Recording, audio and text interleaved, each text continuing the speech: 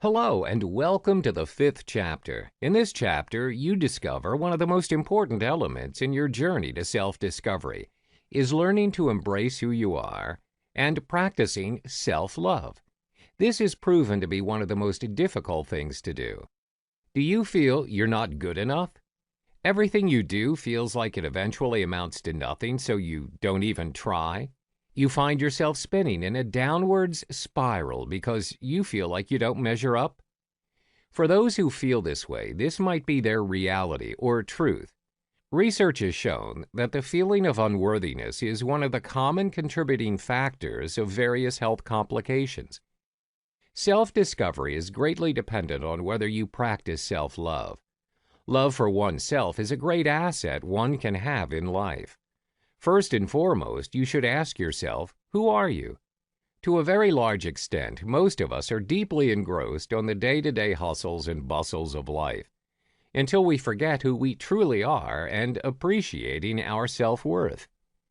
Do you love yourself? Most people would probably evade the question, but it's an important and valid question which, if we could all answer yes to, would change the way we feel about ourselves and give us self-confidence to achieve the dreams and desires we have for our lives. It's also about accepting that we have our own special place in this world. Feeling unloved and unworthy is a very lonely feeling.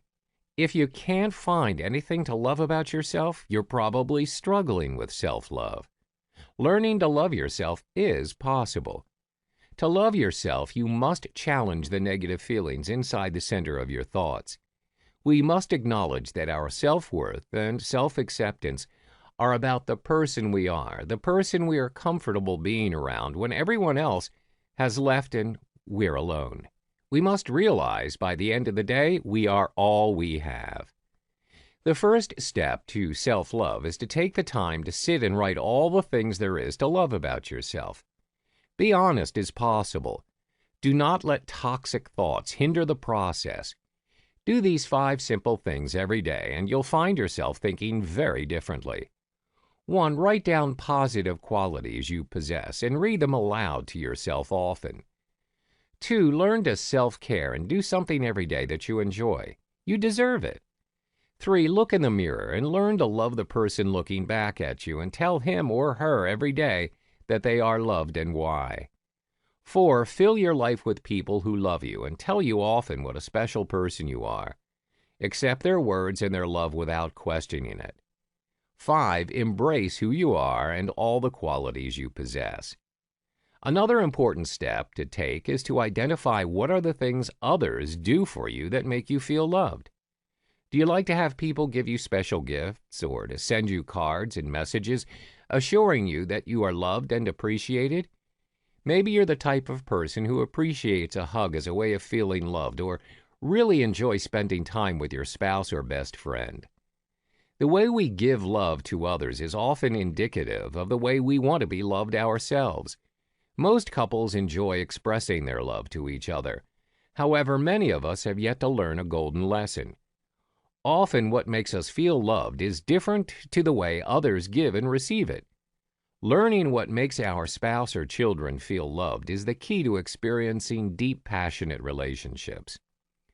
We all enjoy being told that we are loved, but for some people, the spoken word isn't enough. Telling your spouse or child you love them but never following up with the things that make them feel loved can create feelings of confusion and concern in even the best of relationships. Learning to recognize the things that make us feel loved and then identifying what the significant people in our lives need to feel loved is a beautiful self-growth adventure that will improve the relationship. It takes a little time and effort to learn how to do this, yet as we learn and use this simple technique, our relationships can be transformed. We all have room to grow and develop, and the most liberating truth of all, that is, each of us is unique and beautiful. There's no one quite like you on this earth, and there never will be. Once we accept this, we can then focus on ways to improve ourselves. Without appreciating this perspective, it feels as if we are constantly striving to find self-acceptance externally instead of willingly and wholeheartedly accepting ourselves for who we are. This creates an unhealthy dependency on external validation. A person who only feels happy when people praise him or her will never genuinely feel happy because external praises will die down and it's not long lasting. People can't be praising us 24 hours, 7 days a week.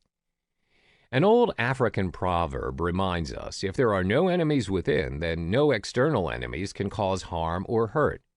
This means that if we are at peace with ourselves, then whatever events or occurrences that are perceived to be bad and negative will not affect us unless we allow it to. Always remember, you're worth it. Embrace all your strengths and weaknesses, as those qualities make you unique and who you really are. Thank yourself for bringing you this far in life, regardless of the outcome, because you know what? You're still alive.